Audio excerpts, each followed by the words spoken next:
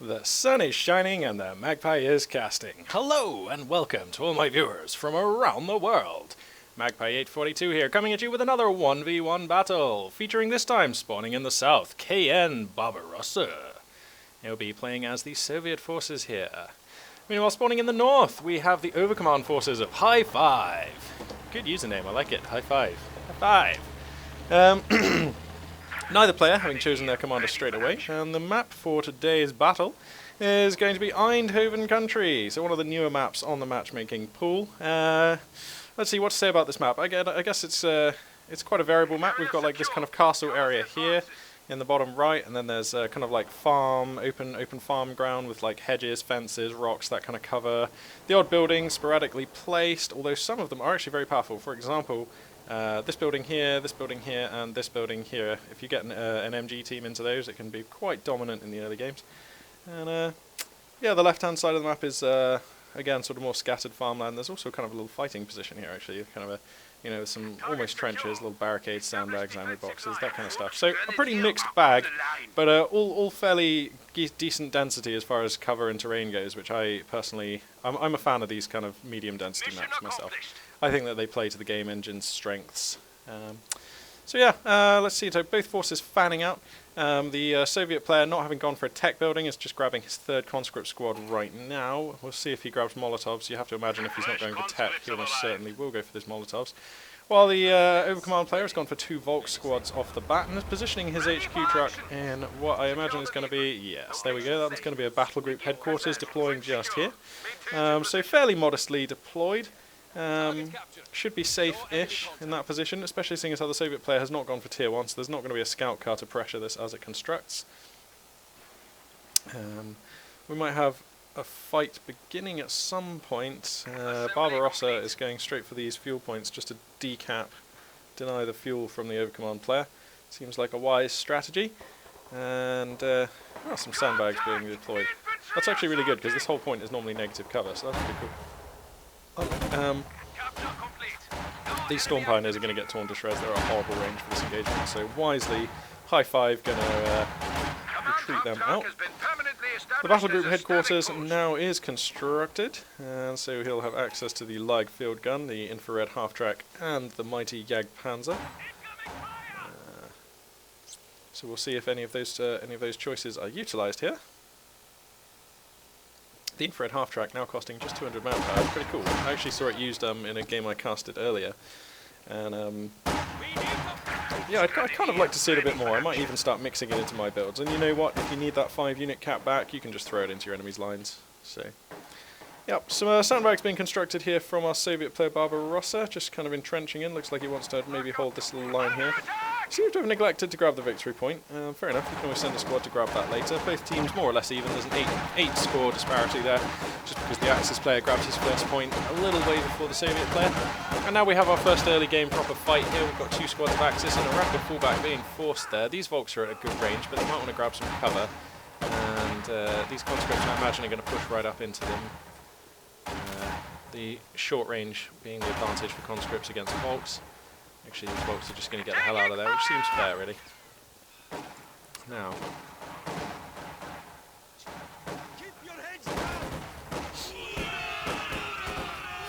and an Ura being used to rapidly gain distance from the Storm Pioneers and Volks on this flank. As the conscripts taking up position behind the next line of defence. These Volks grenadiers retreated to the capture point, and they are going to decap it, so that's something.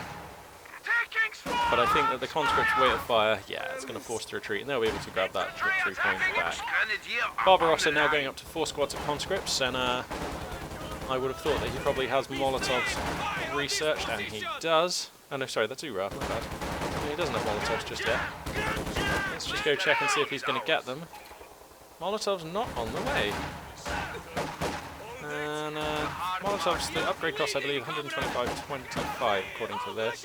So that is something he could research, so I guess that he's floating this manpower for a reason. He's up to 400 manpower now. You'd expect he would have spent that on something. A squad of engineers are falling back for the Soviet player, so perhaps we'll see a tech choice.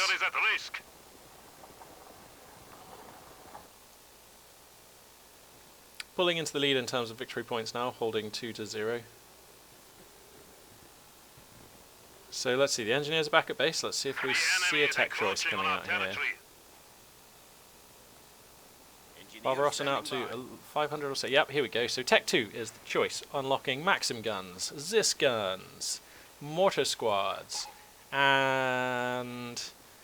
Isn't there something else you get from that building? I'm pretty sure there's a fourth thing that I'm forgetting. Well, we'll soon see when it's completed. Sunday morning casting. Apologise in advance. What can I say? It's been a good weekend. So a little bit tired on the casting. Can't quite remember. Oh, no, it is just Maxim's mortars and Zis guns. Right, okay. I'm imagining that there's an extra unit that you can build from that building. I am incorrect. Oh, the conscripts. Able to use their rate of fire advantage. Oh, I think that they're going to be able to swing this fight. I don't know, actually, the Volks are poking through now. Pretty even fight. Yeah, the conscripts are going to get out of there. There's another little skirmish that's going to happen in the middle of the map. There's 2 squads of conscripts, 12 men. Ah, they're going to come left to deal with the Storm Pioneers and the Volks Grenadiers, who they know are weakened. Or are they just going to settle for decapping this point? Oh no, they found the construction truck.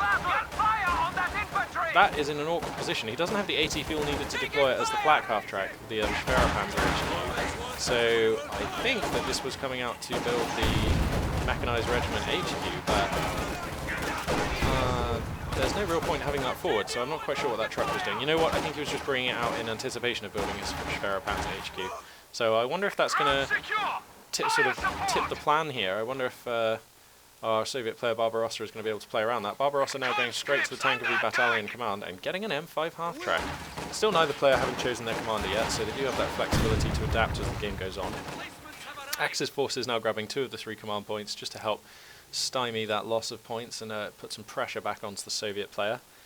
I'd love to see a Maxim come out into one of these buildings. Overcommand historically have a really hard time dealing with Maxims in buildings. There's no Leig. There is a Rakettenwerfer, but I think the Maxim could probably suppress that fairly quickly. We've got 1 Panzerschreck, being some of the munition spending here for HighFive. 1 Panzerschreck going on to a squad of Volks. And using his Storm Pioneers constantly in tag team with a squad of Volks, which is a good plan. I myself tend to get a Kugelwagen, especially if I see that the Soviet player hasn't gone for an early Tech 1 building. I like the Kugelwagen. It brings a little bit of range, a little bit of suppression, and it's quite a good harassment unit. Plus, once you get it to 1-star veteran, you can unlock the detection mode on it, which is really quite a potent tool to have. Despite kind of going in favour of the Axis player here, the Volks Grenadiers proving their superiority at long range over the squads of conscripts. And the conscripts pretty much unable to close because they can't get in. However, the construction truck has been destroyed by the Quad 50. That's going to set HighFive back a little bit, and I wonder if we'll see him get a Jagdpanzer, because he's going to need to spend his fuel on something. Well, he doesn't need to, but he'd like to, and he's going to have to wait another 2 minutes 40 seconds for that construction truck to come back out. So yeah, I'd wager that we might see a Jagdpanzer here, which I really like. I think the Jagdpanzer is a really underutilized, underrated unit. It's just a very, very good tank destroyer, possibly. Yeah, no, it's actually definitely my favourite tank destroyer in the game. And with the potential to go up to 5 stars of veterancy and gaining camouflage and the ambush bonus damage and range, its massive line of sight, yeah, it's a real thorn in the side of any allied player when used well. Needs support, of course. Another half-track just getting his position to blaze through that clearing with the Quad 50 there. The Axis forces falling back. Fuel up to about 60, so a second M5 the choice from Barbarossa. So he's going to go for, I would have thought, 2 Quad 50s, which again I like. I mean, the Quad 50 is a very strong unit, but they're quite fragile, easily answered by the appropriate anti-tank choices. Which I would actually argue the Rakettenwerfer probably isn't one, because the Quad 50 gets the accuracy bonus against the crew, it can suppress them, and most Rakettenwerfers will be lucky to get 2 shots off before the Quad 50's made mincemeat of them. A little push here on the left flank, squad of engineers shouldn't have much resistance with the 10 Volks Grenadiers. Pardon me, especially when they get to the other side of the cover there. Sorry, I just made myself a cup of tea to help me through this cast. English breakfast, the tea of choice here for Magpie 842 as he moves into the mid-game of this cast. The quad 50 on just about 60% health coming out onto the right flank. Spotted some nice, squishy, veterancy-rich Storm Pioneers to mow down here, and it will do. Oh my goodness, the DPS on that thing. You know, this could be a squad wipe. It's a squad wipe, that thing's so powerful. And the other quad 50 pressuring the left flank, although the Rakettenwerfer seems to have been enough to drive it away. The fuel up to 115 now, another 30 seconds till this half-track, till the Schwere Vermacht Schlepper construction truck arrives for the Axis player. So I think it's the choice here for him is, does he hold on for a Jagdpanzer, which I think would be an effective counter to the 2 Russian half-tracks already on the field, and then would move him into the mid-game with quite a strong unit for anti-tank.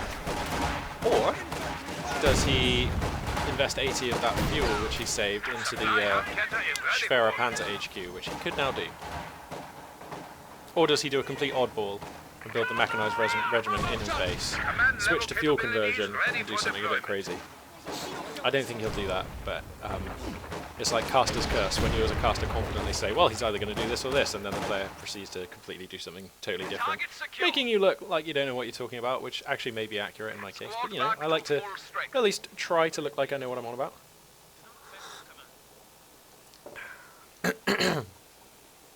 So a commander having been chosen here at last for HighFive, he's gone for the salvage doctrine. This is one of my favourites actually, sorry, scavenge doctrine.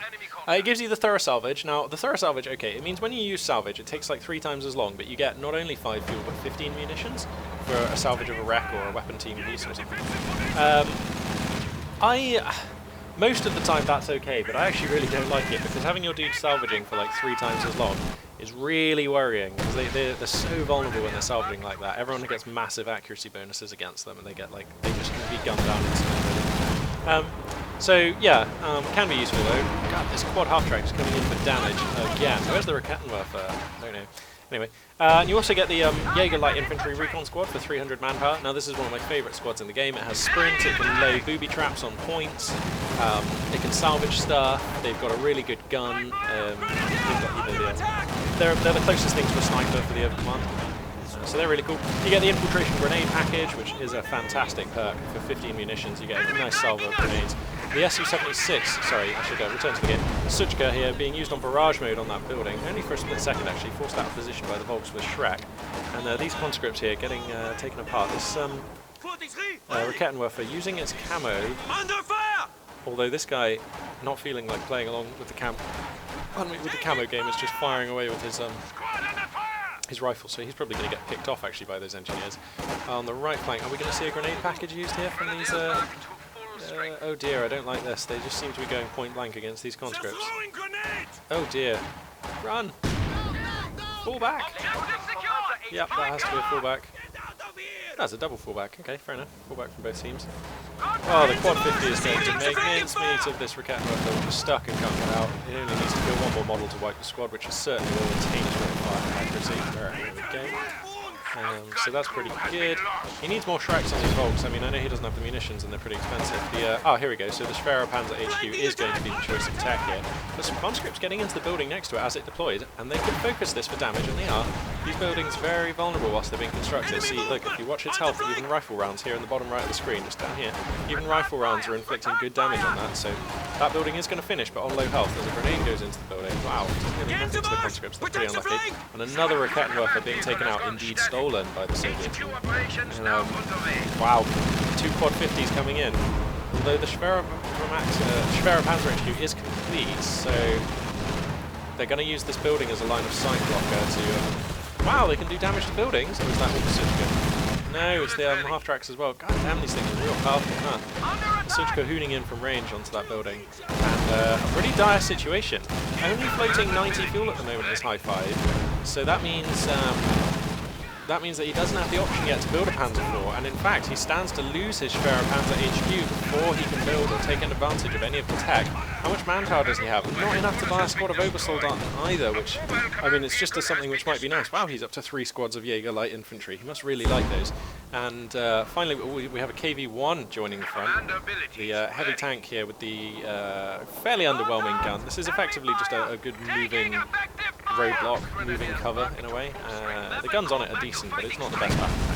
Pretty much World War I tech there, or like post-World War I tech. quad 50 accompanying the hulking KV1, and sorry, the KV1 of course a result of the fact that Barbarossa has chosen a commander, counter-attack tactics, gives him the mighty B4 indirect fire piece, gives him the 4 Mother Russia infantry ability, allows him to call in the recon overflight, gives him access to shock troopers, and of course the KV1, which we can see here being used as a very good choice to counter this Schwerer Panzer HQ.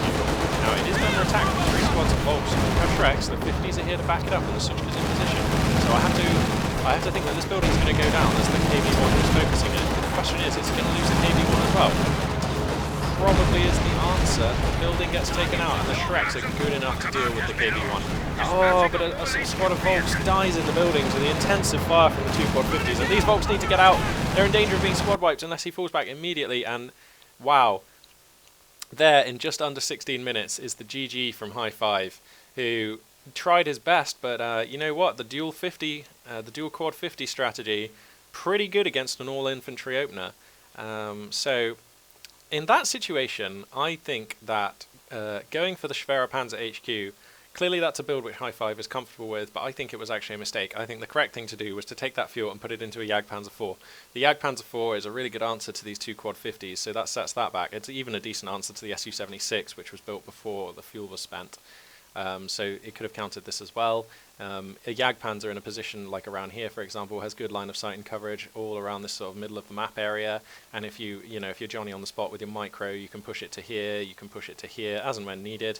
And it can just be a really powerful anti-tank platform. And I think it probably would have destroyed these half-tracks. I mean, I think it would 3 hit them, 2 hit them, something like that. When you've got Rakettenwerfers and Volks infantry, it would be fairly easy to get them destroyed. Sorry about that. So yeah, I think that was an opportunity for a Jagdpanzer, and that was an opportunity missed. And I think it's just because the Jagdpanzer is just a unit that people don't see very often. I don't think people even use it very often, so some people aren't particularly comfortable with it. And it's one of my favourite units, in fact. When I spot an opportunity to jam one into a game like this, I like to go for it. I do like to go for it. And people forget that you can get it off of just your battle group headquarter building as well. So anyway. That aside, though, I think both players played pretty well. I think HighFive did his best. I like his heavy light infantry strategy. He makes heavy use of heavy light infantry. What are those? I mean, heavy use of light infantry. I think that's pretty cool. And Barbarossa mounting a really mighty offensive on the back of 2 quad 50s, then going into a Suchka, and then using the KV1 to counter the Schwerer Panzer HQ. Clearly, a player who's got a lot of experience at taking down overcommand. So. Yeah, that was a really good game to watch. A lot to think about there. So, yeah, I believe that concludes this cast. Thank you very much for watching. This is Magpie842 signing out.